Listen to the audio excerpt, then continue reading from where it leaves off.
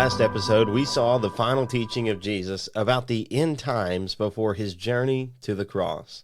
Today, we're looking at how nothing could stop God's plan to save the world. The preparation of Jesus for his death on the cross has begun, and it will not end until God's purpose is finished. Stick around to find out more.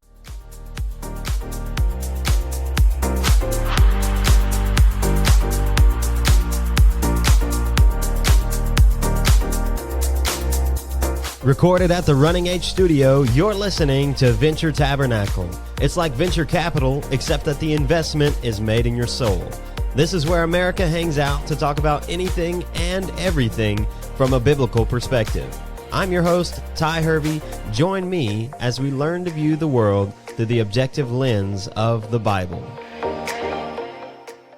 Hey folks, welcome back for another episode of the Sunday Sermon where we are going through the Gospel according to Mark, verse by verse and story by story. Our text for today is Mark chapter 14, verses 1 through 16. It's a bit of a chunk, but it's all one thought, so we're going to read it all together. It says, starting in verse 1, "It was now 2 days before the Passover and the feast of unleavened bread, and the chief priests and scribes were seeking how to arrest him by stealth and kill him. And they said, 'Not during the feast, lest there be an uproar from the people.' And while he was at Bethany in the house of Simon the leper, as he was reclining at table, a woman came with an alabaster flask of ointment of pure nard, very costly, and she broke the flask and poured it over his head. There were some who said to themselves indignantly, 'Why has the ointment wasted like that?' For the ointment could have been sold for more than 300 denarii and given to the poor. And they scolded her. But Jesus said, 'Leave her alone. Why do you trouble her? For she has done a beautiful thing to me. For you always have the poor with you, and whenever you want, you can do good for them, but you will not always have me. She has done what she could. She has anointed my body beforehand for burial. And truly I say to you, wherever the gospel is proclaimed in the whole world, what she has done will be told in memory of her.' Then Judas Iscariot, who was one of the 12, went to the chief priests in order to betray him to them. And when they heard it, they were glad and promised to give him money. And he sought an opportunity to betray him. And on the first day of unleavened bread, when they sacrificed the Passover lamb, his disciples said to him, 'Where will you have us go to prepare for you to eat the Passover?' And he sent 2 of his disciples and said to them, 'Go into the city, and a man carrying a jar of water will meet you. Follow him. And wherever he enters, say to the master of the house, the teacher says, where is my guest room, where I may eat the Passover with my disciples? And he will show you a large upper room, furnished and ready, there prepared for us.' And the disciples set out and went to the city and found it just as he had told them, and they prepared the Passover." Now, to put this story in context, we need to understand that we have gone back in time just a little bit. The last story we read in chapter 13 was on Wednesday in the week of Jesus going to the cross, and we have traveled back to the Saturday before that. And so from verse 3 through 9, we're looking at a story that actually happened before the Passion Week even started. And from verse 1 and 2, we see that the religious leaders are plotting against Jesus again. Now, that is a real-time statement because they are trying to figure out how to arrest and kill him in secret. And a lot of people think that Satan thought that he would win if he could just kill Jesus. But that's a mistaken idea. The truth is that Satan knew he could only win if he killed Jesus before the cross. You see, Jesus had an appointment set by God with the cross to bear the weight of all the world's sins, and Satan's number one goal was to keep Jesus from that appointment. The religious leaders knew that they couldn't let Jesus get into the crowds during Passover because their opportunity to kill him quietly would be much more difficult. So they were plotting how to get the job done in secret before the Passover started. And if you don't know, the Passover is a Jewish festival meant to help them remember and celebrate their exodus from slavery in Egypt. In the Old Testament, the Jews at one point had become slaves to the Egyptians. Then God rose up Moses to lead them out of slavery and into freedom of the promised land. Now, the Pharaoh didn't want to let the Jews leave because that would mean that he would lose all of his free slave labor. And so he would not listen, and God sent 10 plagues over Egypt. And the final of these plagues was the death of the firstborn child, and it could only be avoided if each household killed a lamb and smeared the blood above their door. Thus the angel of death would pass over the house and leave them unharmed, and because of this plague, Egypt released the Israelites, and they were free once more. And during the Passover feast, there would be hundreds of thousands of more people in Jerusalem than normal. It was one of the biggest celebrations of the year, and the religious leaders were scared of the crowds because they knew they loved Jesus. And that's why they wanted to kill Jesus as quietly and quickly as possible. But God's plans could not be stopped no matter what. Jesus had a divine appointment with the cross, and nothing or no one would stop him. And in verse 3, we see a story confirming what is going to happen later on in the week. Jesus was in Simon the leper's house. Obviously, Simon would have been a former leper, probably that Jesus had healed. Otherwise, they would not be in the house for fear of disease spreading. And a woman approached Jesus and poured an entire flask of perfume on Jesus' head.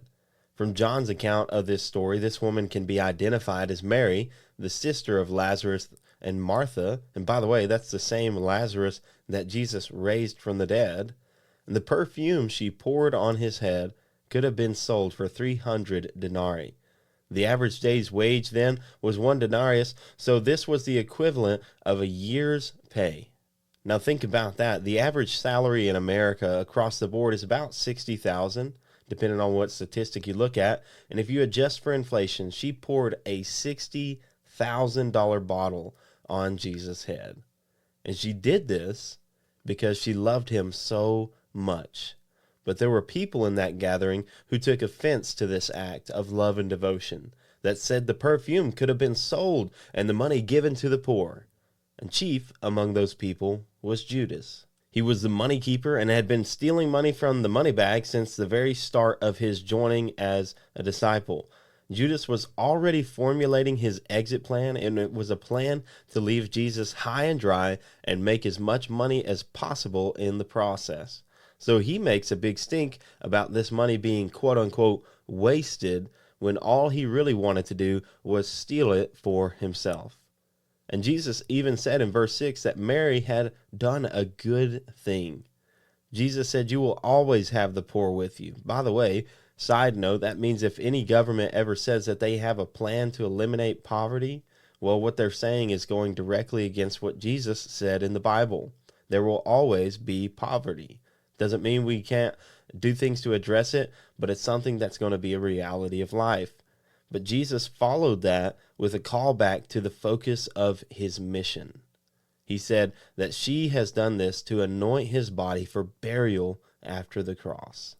Jesus is reminding the people in the house that his appointment is near and there is nothing anyone can do to stop it. He's reminding them that he did not come to heal people. He did not come to make bad people good. He came to make dead men alive. What Mary did was such a lovely thing that Jesus said she would be remembered for all of eternity across the world. Wherever the gospel is taught, Mary will be remembered and praised for her deep love of Jesus. And I think about that sometimes. Am I personally doing the kind of things that will be remembered after I'm dead, that honor God that much? Mary is an example for us to follow, that we should be so completely devoted to Jesus that what we do seems foolish to the outside world. That people would ask, why would that person sacrifice so much to follow Jesus? Why does their entire life revolve around God and the Bible? Friend, Jesus is worth it. He's worth whatever you have to bring to the table. And my prayer for you is that you would stand out because of your love for Jesus, just like this story shows. May we all love Jesus to the depth that Mary did. But you know what's crazy? Right after this happened, immediately in verses 10 and 11, Judas the traitor left and met with the religious leaders to plot to betray Jesus. Now, this is very important to what happens next. And in verse 13, we jump forward in time back to Wednesday in the journey to the cross. So we're back in the timeline, and Jesus sends his disciples to find a place for them to celebrate Passover. And the way he does this is kind of interesting. Instead of making clear arrangements to meet somewhere for Passover, Jesus sends his disciples with a coded message. When you find the man carrying water, follow him to the house. And when you get to that house, ask which room we're using, and then stay there, that's important, and get things set up for dinner. It was kind of a secretive, like a spy handshake. And the reason why Jesus was being so secretive about where they would eat Passover is because Judas was already planning to betray him since Saturday before. And that had to be done, remember, in a secret place away from the crowds because the crowds loved Jesus. Now, what better place to capture Jesus than in a house? While everyone else in town is occupied eating the Passover. Everyone in town was Jewish, and so they'd all be busy at the moment of Passover. So in God's sovereignty, Jesus makes a plan to ensure that Judas never knows where they are going until the moment they're there. Jesus does this because even though he knows Judas is going to betray him eventually, it still has to wait until a later time so that Jesus can still go to the cross. Remember, Satan wins if he can kill Jesus before the cross, but nothing would stand in the way of that. Jesus knew that it had been prophesied 1,000 years before that a man would betray him for only 30 pieces of silver. Zechariah 11:12 says, "Then I said to them, if it seems good to you, give me my wages, but if not, keep them. And they weighed out as my wages 30 pieces of silver." But Jesus also knew that his time had not yet come. Jesus still had some instructions to give his disciples before he died for our sins. And so we see in our text the holiness of Jesus, that we should worship him with all that we have, hold nothing back, even to the point of looking foolish in front of people, and follow the example that Mary set. And the power of God to make sure that his plans unfold exactly as he wanted them to. Friend, we serve a great God. We serve a powerful God. By no other name than Jesus Christ can man be saved. And in the coming weeks, we'll be looking at the crucifixion of Jesus and his resurrection. Praise God that we serve a living God.